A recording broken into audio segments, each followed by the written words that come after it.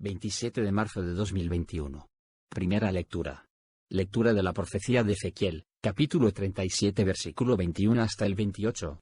Esto dice el Señor Dios: recogeré a los hijos de Israel de entre las naciones a donde han ido, los reuniré de todas partes para llevarlos a su tierra. Los hará una sola nación en mi tierra, en los montes de Israel. Un solo rey reinará sobre todos ellos. Ya no serán dos naciones ni volverán a dividirse en dos reinos.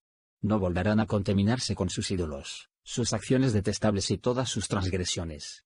Los liberaré de los lugares donde habitan y en los cuales pecaron. Los purificaré, ellos serán mi pueblo y yo seré su Dios. Mi siervo David será su rey, el único pastor de todos ellos.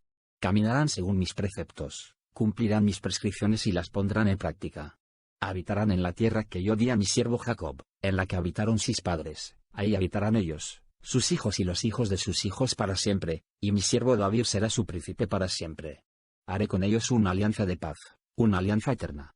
Los estableceré, los multiplicaré y pondré entre ellos mi santuario para siempre, tendré mi morada junto a ellos, yo seré su Dios, y ellos serán mi pueblo.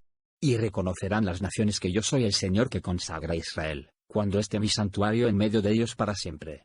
Palabra de Dios. Salmo JR capítulo 31 versículo 10 hasta el 13.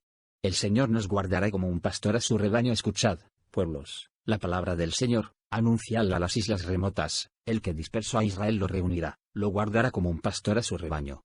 Porque el Señor redimió a Jacob, lo rescató de una mano más fuerte. Vendrán con aclamaciones a la altura de Sión, afluirán hacia los bienes del Señor. Entonces se alegrará la doncella en la danza, gozarán los jóvenes y los viejos, convertiré su tristeza en gozo, los alegraré y aliviaré sus penas.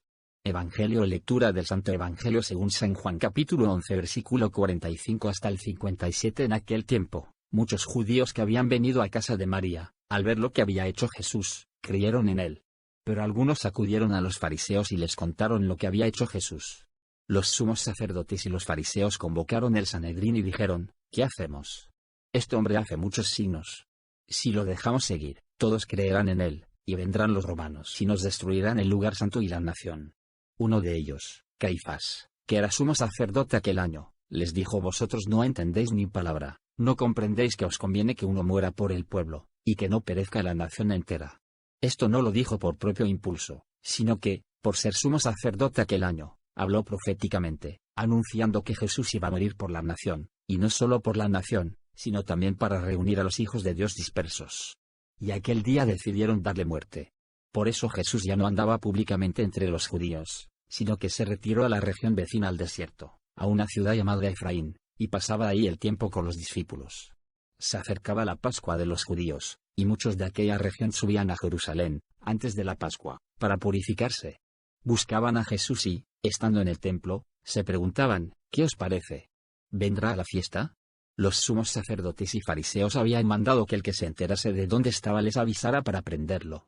Palabra del Señor. Reflexión del Evangelio. Para reunir a los hijos de Dios dispersos, la tensión entre Jesús y los judíos, fariseos y sumos sacerdotes, ha llegado a un punto de no retorno. Ya no se trata de polémicas sobre la ley, ni de amenazas más o menos veladas, o de ataques, como intentos de lapidación, más o menos espontáneos. Ahora se celebra una reunión oficial del más alto nivel y se toma una decisión en toda regla, y se dan las instrucciones para su cumplimiento. Es curioso y trágico, paradójico, que el motivo final de la decisión de darle muerte sea el hecho de que Jesús ha devuelto la vida a un hombre. La ceguera de los líderes del pueblo es total, no lo ven como un signo definitivo de su mesianismo, de que Dios actúa por medio de él, sino como una amenaza, amenaza para su poder religioso, amenaza política por las posibles represalias romanas. Los cálculos humanos y los intereses de corto alcance les han cegado para ver lo que, por otro lado, parece evidente: Dios mismo actúa en y por Jesús.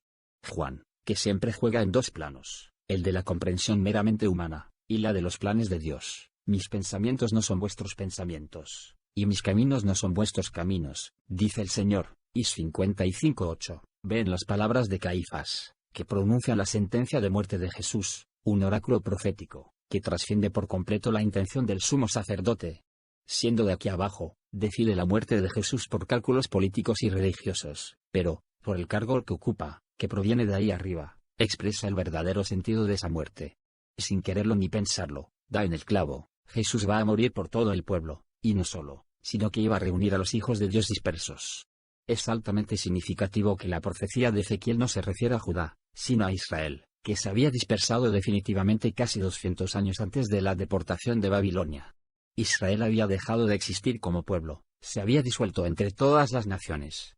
La profecía de Ezequiel se puede entender como una reunificación que, en el fondo, afecta a la humanidad entera en torno a un rey y pastor que trasciende toda significación política. Jesús entrega su vida libremente. Por eso no se oculta, y tras su retirada a Efraín, se prepara a regresar a Jerusalén, pese a los graves peligros que se ciernen sobre él. Aceptar libremente la muerte por amor significa tocar el centro neurálgico del drama del hombre, exiliado de Dios por el pecado, condenado a una muerte para siempre, como decíamos 2 días atrás. La muerte no sabe de razas, ni de condición social, ni de partidos, ideologías, ni de religión.